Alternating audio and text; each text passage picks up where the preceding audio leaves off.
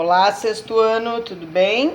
Bem-vindos à nossa aula de número 31. Hoje começamos a apostila 3, graças a Deus, estamos no terceiro bimestre. Capítulo 5, vamos dar continuidade ao assunto do corpo humano, falando agora da circulação e da excreção. Quero que vocês leiam o texto aqui, já faço uma pergunta a mais para vocês.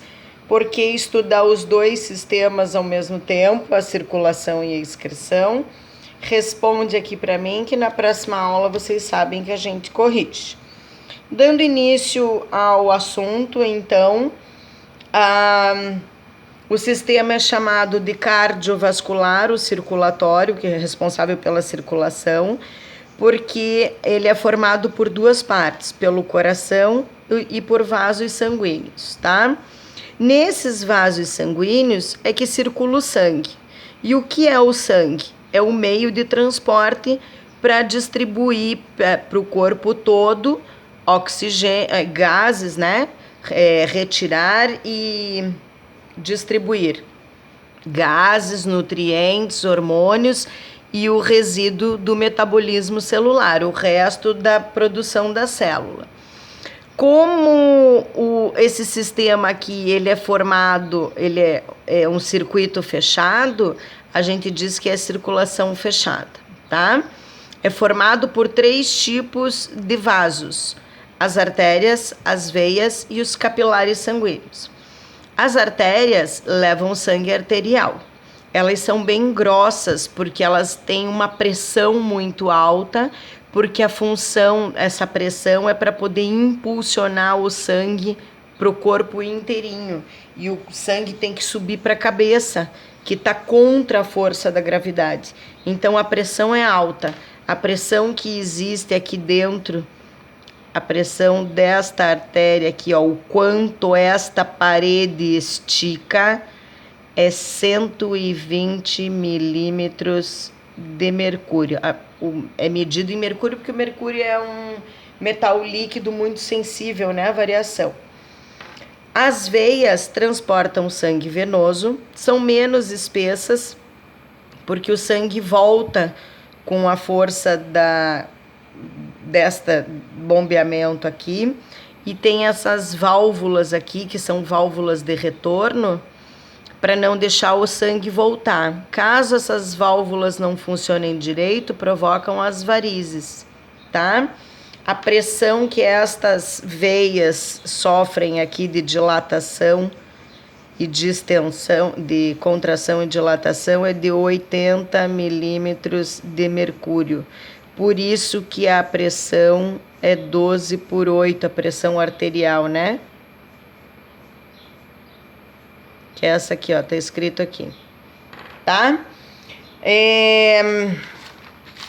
Os capilares sanguíneos, como o próprio nome já está dizendo, têm a espessura de um fio de cabelo e eles estão lá perto dos órgãos, dos tecidos, para poder fazer a troca de gases e de substâncias com as células. O coração, ele é um músculo involuntário. Pelo lado de fora dele tem uma rede de nervos que ficam tomando choquinho chamado miocárdio. O miocárdio, quando contrai, a contração ele contrai a parte de baixo. Quando ele espreme, chama sístole. Quando ele relaxa, chama diástole, tá? Então, esse conjuntinho de fios que tem aqui é o que faz a pressão aqui do lado contrair para o sangue ser impulsionado por esses caninhos aqui, tá? O coração a gente já falou lá na aula anterior, quando eu falei sobre o sistema respiratório, que a gente viu que o pulmão direito, a pessoa tá de frente para você. Então, esse é o lado direito e esse é o lado esquerdo. O pulmão direito, ele é formado por 3 lobos, enquanto o pulmão esquerdo só é formado por 2 lobos. Um lobo a menos para poder caber aqui o coração nessa cavidade especial que se chama mediastino, tá? Em volta do coração, para não misturar com os gases, e se entrar água, e se tiver algum rompimento, e se tiver hemorragia, tem uma pelezinha por fora do coração que protege o sistema cardiovascular do pulmão, que se chama pericárdio, em volta do coração, tá? Aqui eu tentei do outro lado, tá desenhado melhor, né? Mas é que aqui, como a gente tem a abertura do coração, eu tentei mostrar para vocês como é que funciona o fluxo do sangue, qual é o sentido do fluxo sanguíneo, tá? Então, o sangue vem lá do pulmão, oxigenado, você inspira, chupa o oxigênio, o ar vem e entra aqui, tá? Ele entra aqui, vem do corpo, entra aqui, entra aqui. Aqui vem da cabeça. Aí ele entra nessa câmara aqui, que se chama átrio, como a pessoa tá de frente para você, é o direito. Entra nessa cavidade. Passa por essa válvula aqui, que tem duas aberturinhas só. Então, é a bicúspide. Cúspide são essas pontinhas aqui. Passa pelo coração e é encaminhado pela artéria até o pulmão, aonde vai sofrer a troca gasosa. Quando ele sofre a troca gasosa, ele entra por aqui, ó. Ele volta do pulmão entrando por aqui, passa por esta câmara que tem 3 cúspides, então é a tricúspide. E daí ele pega uma pressão, essas 3 válvulas impulsionam. É isso que você escuta o coração bater. Tum, tum, tum, tum. Então ela impulsiona o sangue por essa grossona aqui, ó, que daí sai para a cabeça, para os membros superiores, e esse caninho continua aqui por trás e sai aqui na continuação da aorta para os membros inferiores, tá? Daí vai para o corpo, espalha sangue por todo. Quando o sangue estiver retornando, ele entra por aqui, passa por esta válvula, vai para o pulmão, é purificado, volta do pulmão por aqui, passa por aqui, vai para o corpo, volta do corpo. Então, as cavidades estão aqui, os átrios são as partes superiores, os ventrículos são as partes inferiores. O sangue não se mistura, as cavidades elas não se comunicam, tá? Então o sangue que vem do corpo vai para o pulmão, é oxigenado, o sangue oxigenado é impulsionado para o corpo. A pressão maior é na artéria para poder impulsionar para o corpo inteirinho, tem que chegar até a unha do minguinho, o último fio de cabelo do minguinho. Então, existem 2 tipos de circulação. A pequena circulação é quando ele vai para o pulmão para ser oxigenado. E a grande circulação é quando ele vai para o corpo. Aqui representam os órgãos, né? Aí, aqui tem o fígado, aqui tem os órgãos internos, os músculos, o olho, o cabelo, as unhas, né? E daí volta, passa, vai pro pulmão, é oxigenado, volta, sai pelo corpo todo, que nem eu mostrei do outro lado. No capítulo anterior, a gente já falou a respeito da hematose, que é a troca gasosa, né?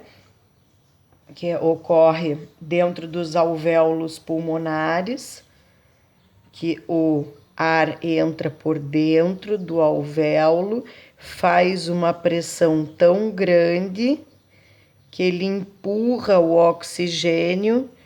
A hemoglobina, ela é assim, né? Em forma de halteres, então aqui ela gruda o oxigênio e leva na corrente sanguínea. Na volta da corrente sanguínea, quando você expira, né? Porque você inspirou, essa partezinha aqui do sangue oxigenou. E essa partezinha liberou o gás carbônico. Depois você inspira de novo, essa partezinha vai ser purificada e essa partezinha vai... Aí depois essa partezinha, depois essa partezinha. Então, quando você tá com a respiração ofegante, você faz esse fluxo sanguíneo passar mais rápido. Daí o coração tem que bombear mais rápido, tá? Aí, como é que a gente mede a pressão arterial, a pulsação, né? Quantos batimentos cardíacos por minuto? Então, depende. Se você estiver relaxado, em repouso, deitadão, sentadão, você vai contar, vai pegar o relógio, você vai pegar o relógio e vai contar 15 segundos. Vai olhar para o relógio. Quando o ponteiro começar aqui, você começa a contar teus batimentos cardíacos. Fica contando. Quando ele chegar aqui, você para de contar. Aí vai dar um valor. Este valor você multiplica por 4. E daí vai ser 1 minuto. Aí, se estiver em repouso, tem que ser mais ou menos 75 batimentos por minuto. Se você estiver fazendo atividade física, ele praticamente dobra, tá? E o que interessa esse valor?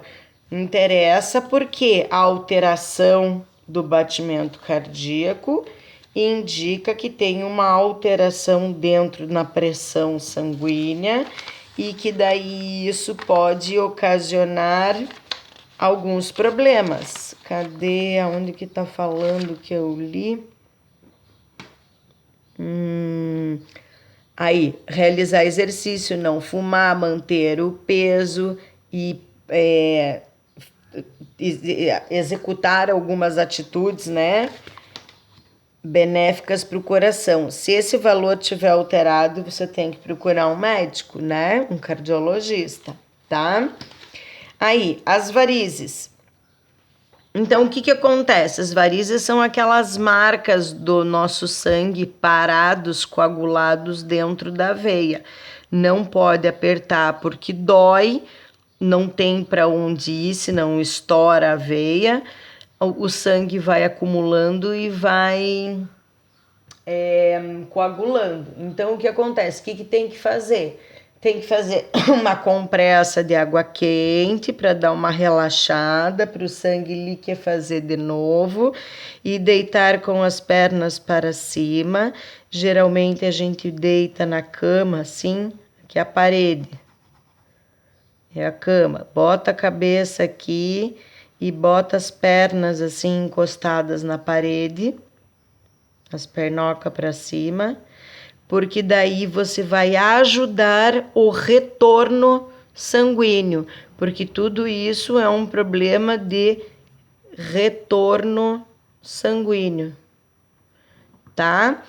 Fora isso aqui, né? Predisposição genética, falta de exercício, quem trabalha muito tempo em pé, professor, segurança, guarda, as pessoas que trabalham, cabeleireira, tem várias profissões que exigem que o profissional fique muito tempo em pé. Então, quando chegar em casa, tem que fazer alguma coisa para... O salto alto provoca varizes, porque daí você não movimenta o pé assim, ó. E quando você movimenta o pé assim, você movimenta toda essa musculatura aqui da panturrilha e faz andar a pé, a vida sedentária, né? A falta de caminhadas também provoca varizes, tá? Bom, e o que é o sangue? O sangue é o único tecido fluido do nosso corpo, tá? Ele é tecido conjuntivo, que a gente vai ver depois. E ele tem funções. Ele transporta, ele produz a defesa e ele faz a regulação do nosso corpo. Ele transporta substâncias que fazem a regulação do nosso corpo. O sangue ele é dividido em duas partes. A parte chamada plasma e a parte chamada componentes celulares. A parte chamada plasma é formada 90% por água. Os outros 10% estão divididos entre sais, proteínas, nutrientes, hormônios, gases, metais pesados, compostos químicos da alimentação errada que a gente tem. A gente tem uma alimentação muito industrializada, muito salgada, com muitos conservantes, colorantes, acidulantes, aromatizantes, e isso tudo faz mal. O corpo não é preparado para carregar essas substâncias. O corpo só é preparado para isto. Os componentes celulares, eles são divididos em 3 grupos, grandes grupos. Dentro desses grupos existem ainda as subdivisões. Os vermelhos, glóbulos vermelhos, também são chamados de hemácias ou eritrócitos. As hemácias, elas têm uma característica especial que é a cor. Elas são vermelhas, porque elas têm um pigmento chamado hemoglobina, que é ele que é encarregado de capturar o oxigênio, é ele que fixa o oxigênio. Por isso que o médico abaixa o nosso olho para ver a pelezinha no nosso olho, tem uma pelezinha aqui, ele abaixa a membrana e ele olha a cor deste vermelho. Se aqui estiver cor de rosa, significa que você está com anemia. Você pode ter anemia em vários graus, né? E também depende se você está grávida ou não, do ciclo menstrual, de disfunções hormonais, você começa se sentindo cansada, desanimada, parece que faltam forças, né? Então, o glóbulo vermelho está relacionado à ingestão de ferro, de feijão, de tomate, de brócolis, de couve, de espinafre, os verdes escuro e algumas outras. Daí tem que procurar todos os alimentos que têm grande taxa de ferro, tá? Semente de abóbora, milho, lentilha, grão de bico. Aí quem tem anemia não tem ostra, frutos do mar. Quem tem anemia tem que reduzir leite, tem que reduzir chocolate, tá? Tem que vitamina C também, tem que fazer uma ingestãozinha de vitamina C e ir para o sol, que também já ajuda. As plaquetas, elas são as células sanguíneas que elas são responsáveis por fazer a casquinha, a coagulação sanguínea. Então, geralmente dura 60 segundos. A hora que você se machucou, que começa a sair o sangue, você pressiona o local, conta até 60 e tem que parar de sangrar. Se dependendo da profundidade, do tamanho, né? Óbvio, né? Nós estamos falando de casquinha, nós não estamos falando de uma facada, por exemplo.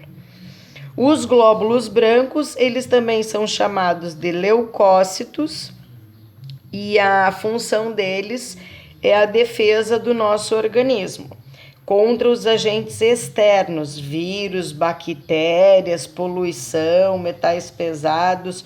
Só que às vezes esses leucócitos, eles dão um tilt, eles piram e provocam uma patologia chamada leucemia, tá? Vem daí o nome. Bom, por falar em sangue, leucemia e produção de células, os ossos chatos do nosso corpo, quase todos fazem. Quase todos têm, porque é através da medula vermelha que ocorre o crescimento do osso também. Então, quando a gente é criança, a gente tem mais cartilagem do que osso, e quando a gente vai crescendo, esse osso vai amadurecendo e vai se transformando em cálcio, e a cartilagem vai ficando mais para outras, só para as extremidades aqui, para evitar o choque, né? Então, os ossos que são chatos, que eles têm a altura bem estreita em relação ao comprimento, eles são os maiores produtores de sangue do nosso corpo. As hemácias, é por isso que o cocô tem a cor marrom escura. A importância de dar tchau pro cocô. Quando a gente faz cocô, todo mundo tem o hábito de olhar, porque a coloração das fezes indica problema também. Então, se o cocô está claro demais, cor de doce de leite, já é um fator a ser observado. Por quê? As hemácias, elas são trocadas do nosso corpo a cada 3 ou 4 meses. E as plaquetas a cada 10 dias. Então, o fígado tem a função de ver de monitorar quais são as células velhas do nosso corpo e eliminar essas células velhas. Como que funciona a produção de sangue? Dentro desses ossos chatos existe uma alta concentração de células tronco. O que são células tronco? São as células lá do começo da formação do organismo que são capazes de produzir qualquer tipo de célula do nosso corpo. Eu vou pegar aqui uma aula do 8º ano só um pouquinho. Ó, deixa eu mostrar aqui para vocês. Então, quando ocorre a fecundação, os óvulos são as células femininas e os espermatozoides são as células masculinas. Quando acontece o encontro do óvulo com o espermatozoide, a gente diz que aconteceu a fecundação. A primeira célula depois da fecundação, a gente diz que é zigoto. Esse zigoto começa a fazer uma divisão celular numa progressão geométrica. O que isso significa? Que uma vira 2, 2 viram 4, 4 viram 8, 8 viram 16, 16 viram 32, 32 viram 64. Quando chega nas 64, para essa divisão celular. E a estrutura que se formou chama blástula. Essa blástula vai se transformar numa estrutura repleta de células tronco chamada gástrula. Esses tecidos aqui são capazes de formar qualquer parte do nosso corpo. Então, essas células aqui são chamadas de células tronco. Então, dentro dos ossos, a gente tem bastante célula tronco. Essas células tronco se especializam, se transformam no que o corpo pedir. Então, o corpo diz, tá faltando plaqueta. Esse sangue vai lá, essa medula vermelha vai lá e faz a plaqueta. Tá faltando para crescer a unha. Essa aqui vai lá e manda a célula de crescimento lá. Vai ter um nenê, ela vai lá e divide e prepara o útero. Ficou menstruada, a medula vai lá e refaz o útero. Então, essas células sanguíneas renovadas refazem e mantêm o nosso corpo. Queimou no sol, na praia, descascou. Quem vai liberar a pele velha e te trazer uma pele nova para fazer a troca da pele são exatamente as células tronco de dentro dos ossos chatos, tá? Todos os bichos têm sangue vermelho? Não. Quando você pisa dentro de um inseto que você esmaga o bichinho, ele pode ter azul, esverdeado, meio amarelado. Algumas até incolor, você não consegue ver cor no fluido corpóreo do bicho, tá? Os crustáceos, agora com a história da produção de vacina, eu até compartilhei lá no meu Facebook a questão dos caranguejos que têm sangue azul e que usam o sangue dele para fazer a produção de vacina em grande escala. Tá lá no meu Face, para quem quiser ver a reportagem, bem legal, acho que é da National Geographic, se eu não me engano. A coagulação sanguínea, então, começa fazendo a casquinha, né? Você se machuca, você se rala, você acabou de abrir uma porta de entrada para vírus e bactérias. Então, o corpo rapidamente, numa fração de segundos, libera uma aguinha chamada linfa, do sistema linfático. Essa aguinha já é a primeira higienização que o teu corpo está fazendo. Ele vai remover um pouco das impurezas ali. Depois vem o sangue. Este sangue, ele é carregado em plaquetas. Essas plaquetas, elas vão fazer como se fosse uma cola. Elas vão se prender ali. E daí elas vão secar rapidamente. E daí faz aquela casquinha avermelhada. Depois essa casquinha começa a murchar. E na hora que essa casquinha coça, que é a fase que você vai arrancar a casquinha, é porque já tem um tecido novinho ali embaixo. Às vezes vocês arrancam antes, né? Não chega nem a coçar. Só o fato de ter a casquinha ali, já o dedinho cutuca, né? O que a gente tem que ingerir para poder ficar bem com a nossa coagulação? A principal aí é a vitamina K. Quais são os alimentos que são ricos em vitamina K? Daí são os verde claros, tá? Então é salsinha, cebolinha, os alfaces. O espinafre é rico em todos os tipos de vitamina, tá? Quem come alface e agrião tá muito bem, obrigada.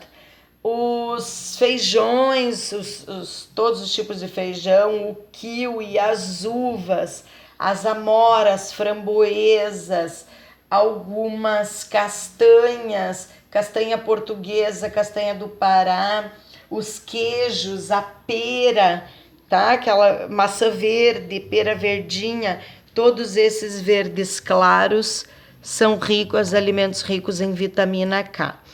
Se já tiver entrado agente estranho no teu corpo, como vírus e bactéria e sujeira, o corpo manda os leucócitos, os glóbulos brancos, irem lá e combaterem esses agentes. E o que sai da briga entre eles chama pus. Existem tipos de sangue entre os seres humanos e existem tipos de classificação. O mais usado é o sistema ABO, tá? Como funciona o sistema ABO? É dividido em sangue A, B, AB e O. Isso depois a gente vai aprender melhor como é que faz a tipagem sanguínea, tá? O que a gente tem que lembrar para o resto da vida é esse esquema tático aqui. Esse aqui é o doador universal e esse aqui é o receptor universal, tá? E daí você tem que saber as sequências dessas flechas. Então, o O doa e recebe do o doa para todo mundo. O A recebe do O e recebe do A, mas só doa para o A, doa para o AB. O AB recebe de todo mundo, inclusive dele mesmo, e só doa para o AB. O B recebe do O e recebe do B, mas só doa para o B e para o AB. Não pode doar para o A, por exemplo, e não doa para o O, tá? Então, a sequência dessas setas aqui, ó, é muito importante para Enem, vestibular, 8º ano, 9º ano, tá? A gente vai usar bastante esse infográfico aqui. Última parte da nossa aula para vocês fazerem. Nossa, hoje a aula foi comprida, hein? Para vocês fazerem esses exercícios e esses exercícios, tá bom? Um beijo, fiquem com Deus e até a próxima.